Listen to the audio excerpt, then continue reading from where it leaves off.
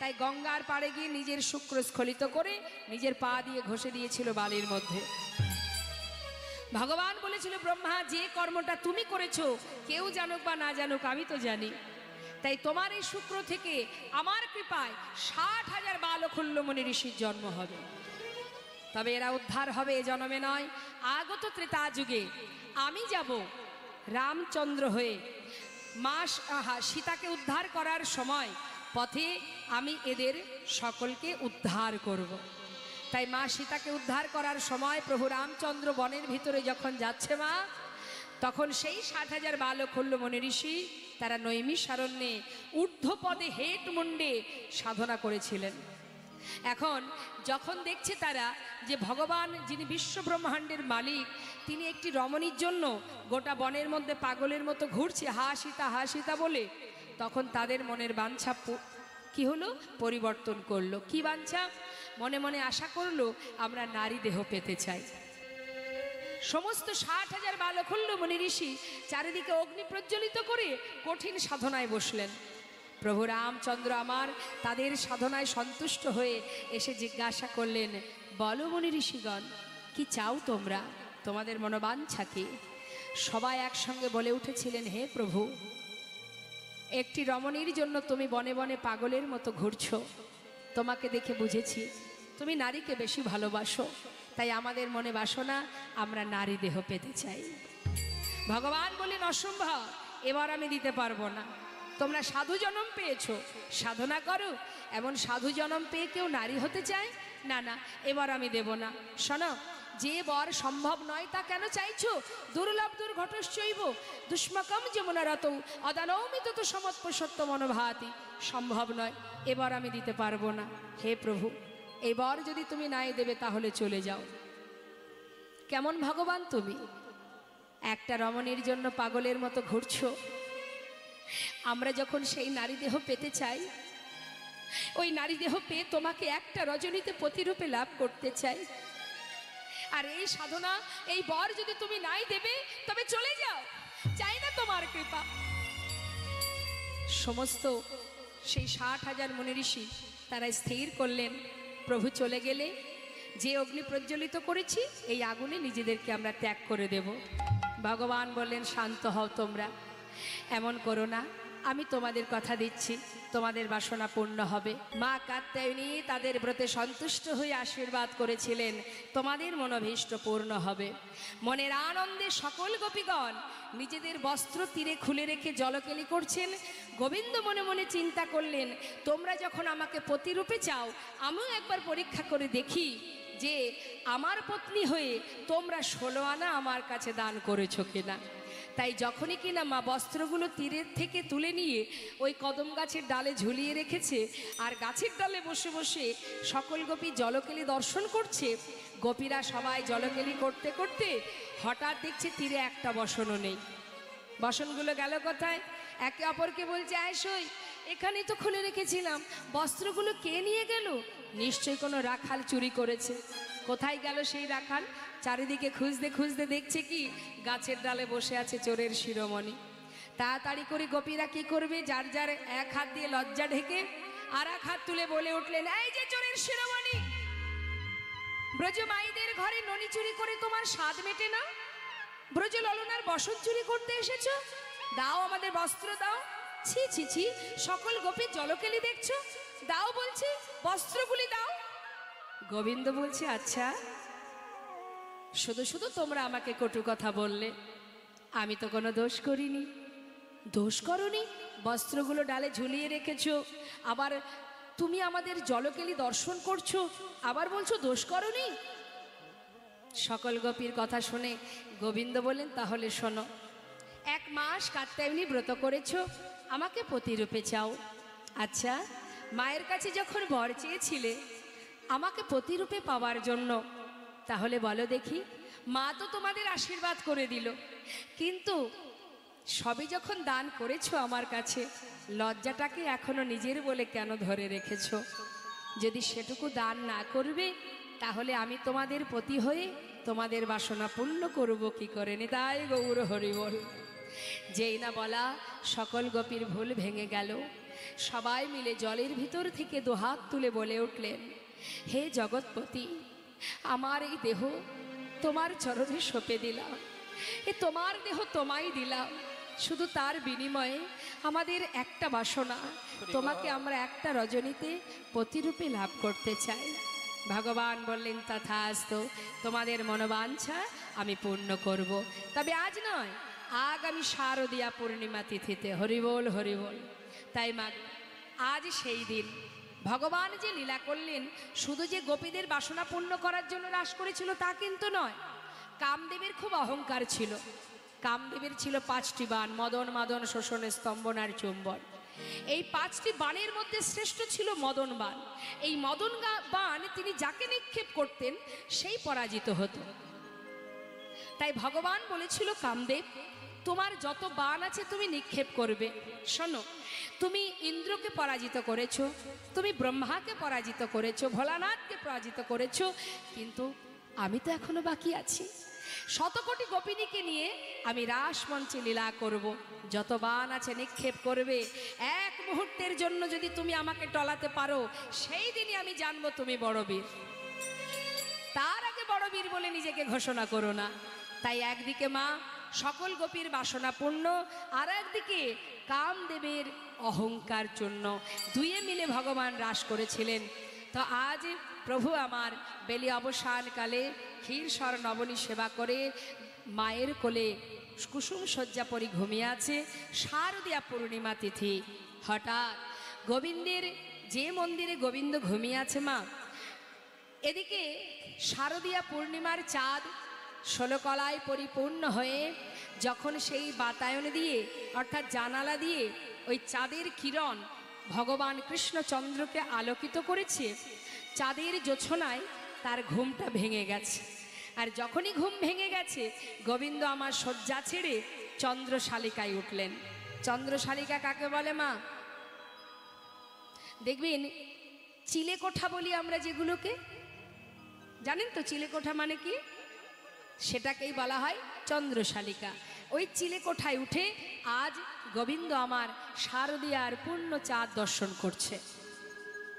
তা শারদীয়ার সেই যে পূর্ণিমার চাঁদ, সেটাকে দর্শন করা মাত্রই তার মনে হলো কি, এটা শারদীয়ার পূর্ণিমার চাঁদ নয়, যেন মনে হচ্ছে রাধারানীর বদন চন্দ্রিমা। নবকম কময় অনুরাগে লালে ডগমগ হয়ে শ্রীমতী রাধারানীর বদন চন্দ্রিমার ন্যায় ইঙ্গিতে জানায়েছে, হে প্রাণনা এসো এসো বধূ এই রজনীতে, তুমি আর রমণ করে ঘুমায়ে থেকো না। হে যশোদা নন্দের দুলাল, হে নন্দের নন্দন কৃষ্ণ, রজনী যে বৃথা যায়, সকলের বাসনা পূর্ণ করো। ভগবান শারদীয়া পূর্ণিমার চাঁদকে দর্শন করে পূরবের কথা মনে পড়ে গেল। তাই মা যোগমায়াকে স্মরণ করলেন। কোন গোপী মুরলীধ্বনি শ্রবণ করে সন্তান ফেলে চললেন গোবিন্দ সেবায়, কোন গোপী স্বামীকে ছেড়ে চললেন জগৎপতির সেবায়। আবার বহির্মুখী স্বামী যারা, তাদের ঘরের কুলবধূ যখনই ঘর থেকে বাইরে পা রেখেছে, পিছন থেকে সেই কৃষ্ণ বহির্মুখী স্বামী তার হাতটা চেপে ধরলেন। এত রাত্রে আমাকে ছেড়ে কোথায় যাচ্ছিস? স্বামী, ছেড়ে দাও, আজ আমায় যেতে হবে। কোথায় যাবি? স্বামীর কাছে। কি বললি তুই? স্বামীর কাছে? আমি তো তোর স্বামী, আবার যেখানে যাচ্ছি সেখানেও তোর স্বামী? অসতী কলঙ্কিনী, বিচারিণী, এতদিন তাহলে আমি একজন অসতীর ঘর করছি না? স্বামী, যে স্বামীর কাছে আমি চলেছি সে আমার একার নয়, সে তোমার স্বামী, জগতে জীবের স্বামী। আমি চলেছি জগৎ স্বামীর কাছে। স্বামী গো, আমায় ছেড়ে দাও, আমায় যেতে হবে। আমি তোমার চরণ ছুঁয়ে কথা দিচ্ছি, আর কোনোদিন আমি যাব না। শুধু আজকে রজনীটা ছেড়ে দাও। কলঙ্কিনী, অসতী, আমাকে ছেড়ে পরপুরুষের কাছে যাওয়া? শুনে রাখ, তোর পিতা অগ্নি সাক্ষী করে আমার সঙ্গে তোর বিবাহ দিয়েছে। তোর সব কিছুর উপরে শুধু আমার অধিকার। স্বামী, ঠিকই তো বলেছ, আমার পিতা তোমার সঙ্গে আমার বিবাহ দিয়েছে, কিন্তু স্বামী গো, বিবাহ দিয়েছে এই দেহটার সঙ্গে। দেহের মধ্যে একটা বস্তু আছে যেটা আমি তোমাকে কখনো দিইনি। সেটা কি জানো? সেটা হলো মন। তাহলে মনটা আমাকে দে। কি করে দেব? শিশুকালেই তো তার চরণে সঁপে দিয়েছি। কি করে দেব বলো তোমায়? স্বামী গো, আমি কথা দিচ্ছি, আমি আর কোনোদিন যাব না, শুধু আজকে রজনীটা ছেড়ে দাও। হাতটা ধরে সেই গোপীকে ঘরের মধ্যে টানতে টানতে নিয়ে সেই গোপীকে ঘরের ভিতরে রেখে দরজায় শিকল তুলে দিয়ে বলে উঠলেন, তবে শুনে রাখ, আমি যদি তোর দেহপতি হই, আমার জন্য দেহটা রেখে তোর ওই মনটা নিয়ে যাস সেই পরমপতির কাছে, দেখি কেমন করে যাস। হরিবল হরিবল। চার দেওয়ালের মধ্যে বাধা পড়ে গেল মা। সেই গোপী ওই চার দেওয়ালের মধ্যে কেঁদে কেঁদে বললেন, স্বামী, তোমার কথাই যেন সত্য হয়। আমি এই দেহটা ছেড়ে সেই মনটা নিয়ে যেন আমি পরমপতির কাছে যেতে পারি। হে বিপদ ভঞ্জন মধুসূদন, এমন স্বামীর সংসারে তুমি আমায় দিয়েছ যে তোমাকে চেনে না, তোমাকে বোঝে না। একদিন নয়, 2 দিন নয়, যুগ যুগ ধরে সাধনা করেছি আমি একটা রজনীর জন্য।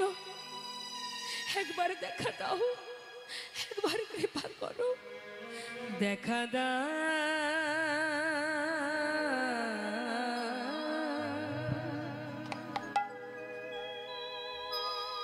ও হে মধুসূদন,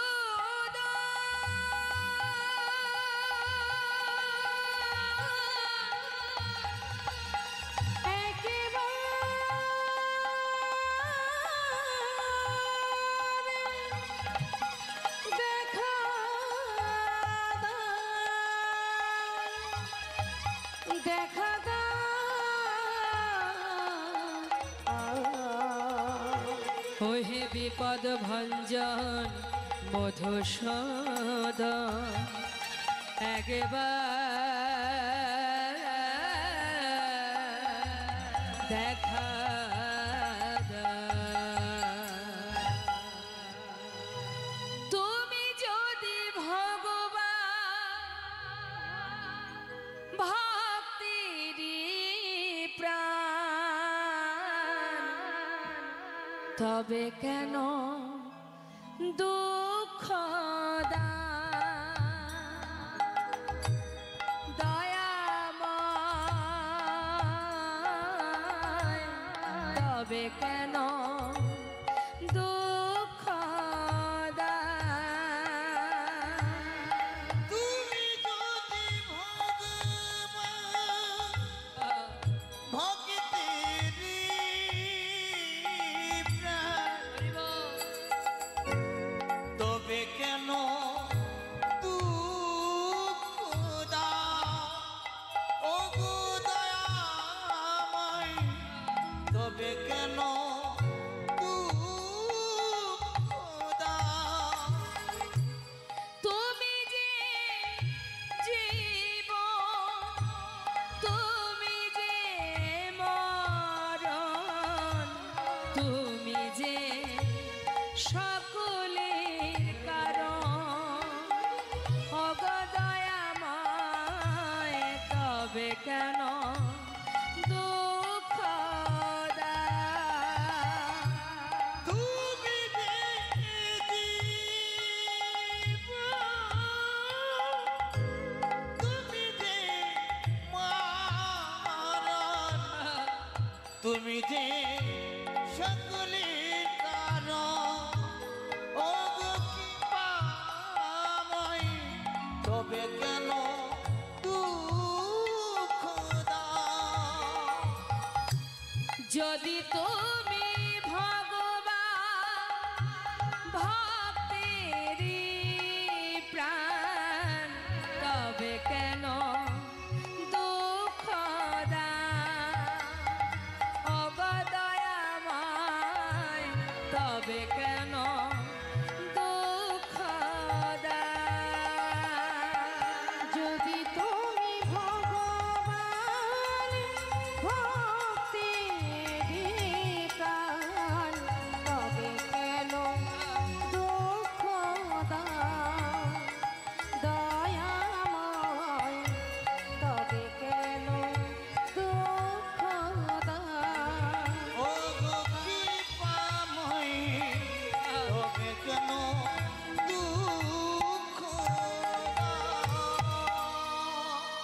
বিপদ ভঞ্জন মধুসূদনকে স্মরণ করতে করতে সেই গোপী ওই ঘরের মধ্যেই অচৈতন্য হয়ে গেল। ভগবান সেই গোপীকে কি আর রেখে দেয় মা?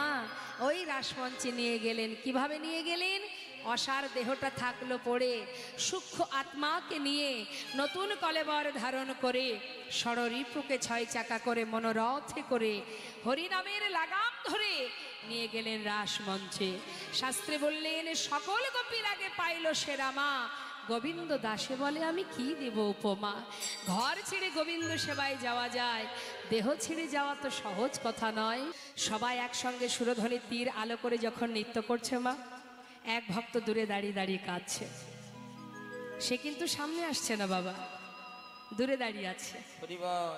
তা যে ভক্ত দূরে দাঁড়িয়ে আছে তার খবর আর কেউ পাক বা না পাক, যিনি এখানে বসে আছেন তার তো সবই জানা।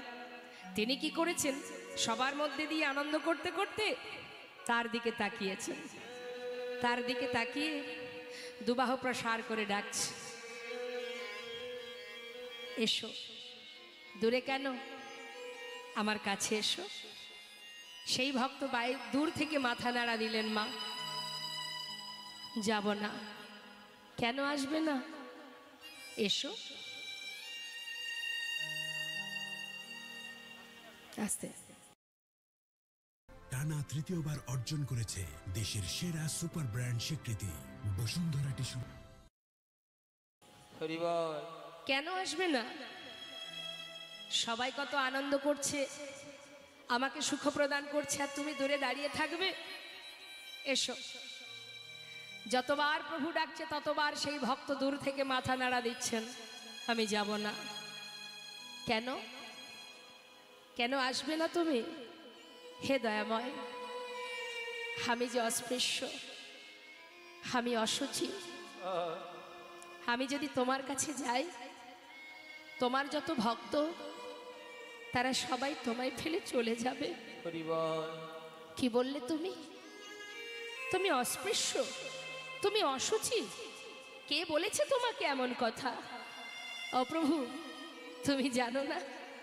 তুমি তো অন্তর্যামী। জানো না তুমি এই নবদ্বীপের গোটা বৈষ্ণব সমাজ তোমার কাছে যাওয়া তো দূরের কথা, তোমার নামটুকু আমাকে কেউ গাইতে দেয় না। তাই তো দূরে দাঁড়িয়ে আছি, দূর থেকে তোমার লীলা দর্শন করছি। আমাকে তুমি যেতে বলো না দয়াময়, আমি তোমার কাছে যাব না। কি বলছো তুমি? হ্যাঁ প্রভু, মুসলমানের অন্ন খেয়ে বড় হয়েছি বলে বৈষ্ণব সমাজ আমাকে একই আসনে বসে আমার সঙ্গে সেবা করে না। আমাকে দেখলে দূর থেকে হেঁটে চলে যায়। আজ সমস্ত সাধুগুরু বৈষ্ণবকে নিয়ে তুমি নাম করছো, এই যে দূর থেকে তোমার লীলা দর্শন করছে প্রভু, এইটুকুই আমার চাই, আমি আর কিচ্ছু চাই না। আমাকে যেতে বলো না। হরিদাস, মুচি হয়ে শুচি হয় যদি কৃষ্ণ ভজে, শুচি হয়ে মুচি হয় যদি কৃষ্ণ ত্যাজে। যার মুখে কৃষ্ণ নাম সে কখনো অশুচি হতে পারে না। তোমার বদনে কৃষ্ণ নাম, তুমি অশুচি হবে কি করে? এসো, আমি তোমায় ডাকছি, তুমি এসো গৌরহরি।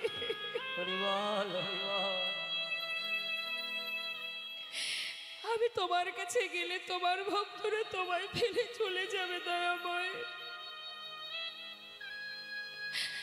আমাকে যেতে বলো না, আমি তোমার কাছে যাব না। হরিদাস, তুমি জানো না তুমি আমার হৃদয়ের একটা পাঁজর, তুমি নাম না করলে আমি সুখ পাই না। তোমার জীবনে যত আঘাত, যত যন্ত্রণা, প্রত্যেকটি যন্ত্রণা যে আমি পেয়েছি হরিদাস, দেখো কেন জানো? যতবার তোমার অঙ্গে চাবুক পড়েছে, ততবার তোমার মুখে কৃষ্ণ কৃষ্ণ কৃষ্ণ উচ্চারণ করেছো, তাই প্রত্যেকটি চাবুকের আঘাত আমার অঙ্গে। এসো, আর দূরে থেকো না, আমার কাছে এসো। তুমি নাম না করলে আমি সুখ পাই না হরিদাস, আমার বুকের মাঝে এসো গৌর হরি। এত করুণা তোমার, এত দয়া তোমার, হরি বল। আমার মতো পাষণ্ডকে তোমার চরণে তুমি ঠাঁই দেবে হরিদাস। আমি দুটি বাহু প্রসার করে ডাকছি, এসো, আর দূরে থেকো না, এসো হরিদাস, তুমি এসো। হরিদাসের বারবার ডাকছে দেখে সে আর থাকতে পারছে না। প্রভুর ডাক শুনে পাগলের নেই ছুটে গিয়ে চরণটা জড়িয়ে ধরলেন। দয়াময়, হরিবল হরিবল। কথা দাও প্রভু, কথা দাও। যে চরণে তুমি ঠাঁই দিয়েছো চরণ ছাড়া করবে না আমায়। হরিদাস, উঠে এসো, আমার বুকের মাঝে এসো। হরিদাসকে বুকের মধ্যে জড়িয়ে ধরে বলছে, জানো এখানে যত ভক্ত আছে এরা সবাই আমার কাছে কিছু না কিছু চেয়ে নিয়েছে। আমি তো বাঞ্ছা কল্পতরু, এদের বাঞ্ছা পূর্ণ করাই আমার কাজ। যে যা চায় আমি তাকে দায় দিই। হরিদাস, কিন্তু তুমি জীবনে এত কষ্ট পেয়েছো, কোনোদিন আমার কাছে কিচ্ছু চাওনি। আমার মনে বড় ইচ্ছা, আমি তোমায় কিছু দিতে চাই। দয়াময়, তুমি আমায় দেবে প্রভু। কি দেবে তুমি আমায়? কার জন্য চাইবো আমি? এ জীবনের শিশুকাল থেকে যেদিন আমার জ্ঞান হয়েছে সেদিন থেকে আমি জেনেছি তুমি মাতা, তুমি পিতা, তুমি ভাই, তুমি বন্ধু। তুমি ছাড়া এ জগতে আমার আর কেউ নেই। জীবনের সর্বস্ব পরিত্যাগ করে তোমার নামকে সম্বল করে ঘর ছেড়ে পথে নেমেছে দয়াময়। কার জন্য চাইবো? এ জগতে কেউ তো নেই আমার, একমাত্র তুমি ছাড়া। তাহলে আমি তোমার জন্য চাইবো? না, আমার জন্য নয়, শুধু তোমার নিজের জন্য চাইবে। বলো না হরিদাস, কি নেবে তুমি? দয়াময়, এত তোমার ইচ্ছা, এত তোমার বাসনা, আমাকে তুমি দেবে? ও প্রভু, তবে শুনে রাখো, আমার তোমার কাছে কিছুই চাওয়ার নেই। শুধু এইটুকু নিবেদন জানিয়ে রাখি, যে চরণে আমায় তুমি ঠাঁই দিয়েছ, কথা দাও হে প্রভু গো, যেন তোমার চরণ ছাড়া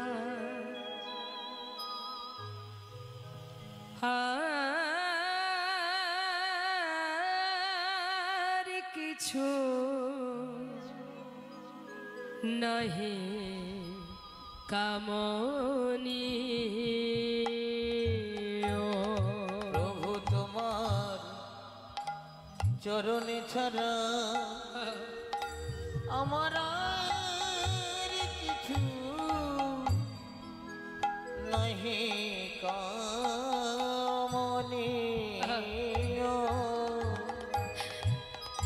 আমি যত দূরে চলে যাই, তুমি নিজ হাতে কাছে টেনে নিও। প্রভু গো, আর কিছু নাহি কামনি।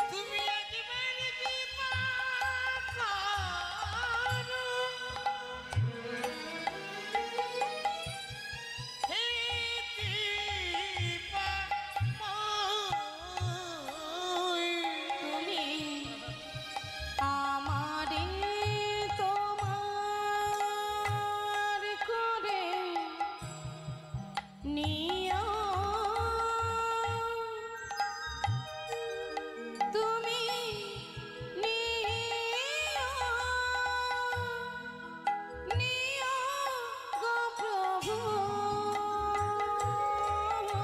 প্রভু আমার বলিতে কিছু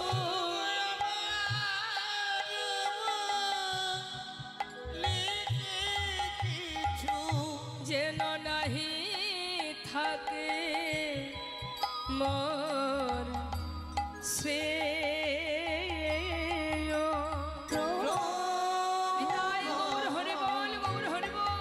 আর কিছু নাহি কামনি প্রভু তোমার চরণ ছাড়া আর কিছু নহে কামনে। হরিদাস, আমার চরণ ছাড়া করব না তোমায়, এটা তো কোনো চাওয়া নয়, আমার বড় স্বপ্ন যে কিছু দেব তোমায়। বলো না তুমি কি চাও? সবাই তো কিছু না কিছু চেয়েছে, তুমি তো কিছু চেয়ে নাও।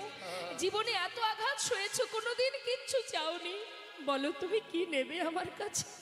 গৌরহরি, এতই যখন তোমার দেওয়ার বাসনা, তবে শুনে রাখো প্রভু, এই জগতে যখন কোনো মাতা পিতা মারা যায়, তার শেষকৃত্য করে কারা মা? তার সন্তান যারা। হে প্রভু, আমার তো তুমি সব, আর তো কেউ নেই আমার। তাই যেদিন এই প্রাণ পাখিটা চলে যাবে, হে জগতে আমার বলতে আর কেউ থাকবে না। শুধুমাত্র সেই দিন তুমি আমার সন্তান হয়ে আমার শেষকৃত্যটা সমাধা করে দেবে। বলো প্রভু, এই ইচ্ছা তুমি পূর্ণ করবে, আমি আর কিচ্ছু চাই না। বেশ হরিদাস, তোমার ইচ্ছা আমি কৃষ্ণচরণে অর্পণ করলাম। হে প্রভু, তাই যদি হয় তবে আরো বলি শোনো, যেদিন আমার অন্তিম সময় আসবে, যাবার আগে হৃদয়ে ধরিব তোমার যুগল চরণ, নয়নে হেরিব তোমার অচাধ বদন, বদনে বলিব হাম শ্রীকৃষ্ণ চৈতন্যের নাম। এই নামে বলিতে বলিতে যেন বাহির হয় প্রাণ। নিতাই গৌর হরি বল, হরি বল। তাই হবে হরিদাস, তাই হবে, তোমার ইচ্ছে পূর্ণ হবে। এবার আমার বাসনা পূর্ণ করো। বলো প্রভু, কি চাই তোমার? আমার তো আর কিছু নেই হরিদাস।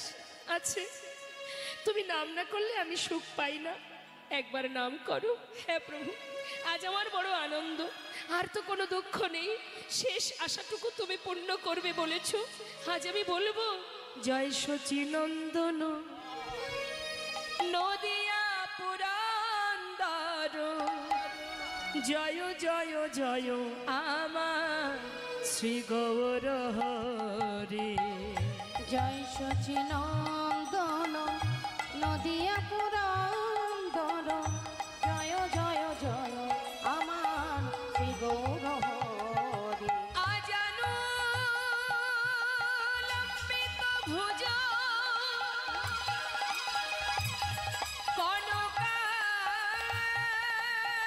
কনকাবদাত সংকীর্তনৈ গোপীতর কমলাক্ষ।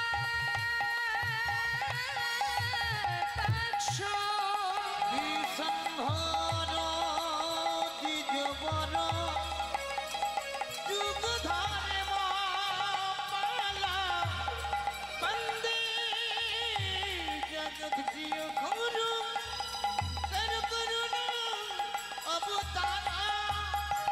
হরে কৃষ্ণ হরে কৃষ্ণ নিতাই গৌর হরি বল, হরি বল। হরে রাম হরে রাম রাম রাম হরে হরে। হরে কৃষ্ণ কৃষ্ণ কৃষ্ণ হরে হরে, হরে রাম রাম রাম হরে হরে। আজ নদিয়ার চাঁদ আমার গৌর সুন্দর সুধাম নবদ্বীপের মাঝে আজ বৃন্দাবনের ব্রজতত্ত্ব ব্রজ ভাব প্রকাশ করছেন। বৈষ্ণব মহাজন পদাবলিতে কত সুন্দর সুন্দর পদাবলী তারা লিখে গেছেন বলেই কিন্তু আজ আমরা আস্বাদন করতে পারছি। তাই মহাজনের নাম স্মরণ করা মাত্রই তার চরণে প্রণাম জানাতে হয়, কারণ তাদের জন্যই প্রভুকে চিনতে পেরেছি। এই যে আপনারা রূপ আস্বাদন করলেন, শ্রীমতী রাধারানীর ভাবে ভাবাপন্ন হয়ে যে সকল মহাজনরা রাধারানী কেমনভাবে গোবিন্দকে দেখেছেন